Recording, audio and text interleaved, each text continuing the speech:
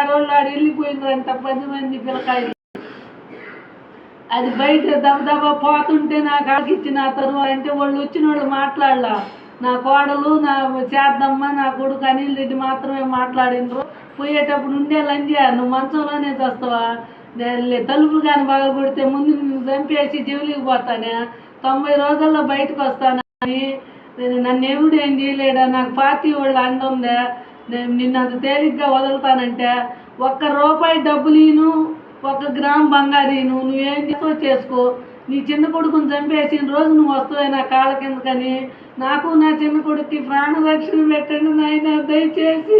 ఎవరు మాట్లాడితే వాళ్ళందరినీ లంజీలు లెక్కలు అనేది, బంధువులు రానియకుండా ఉండేది, ఎవరిని మాట్లాడనీయకుండా ఉండేది, ఇరుగు పొరుగు అన్నం తెచ్చి పెట్టబోతే తాళాలు వేసుకొని నేను సిఎస్ఆర్ వచ్చినప్పుడు కాంచి మాత్రం అన్నం నా చిన్న కొడుకు పొద్దున్నే వచ్చి నాకు మంచి చెట్లు చూసి మళ్ళీ సాయంత్రానికి నా కొడుకున్నంతసేపు గడగడ వణకుతున్నా. నేను ఇంటి మీదకి వచ్చి నా కొడుకు చంపేస్తే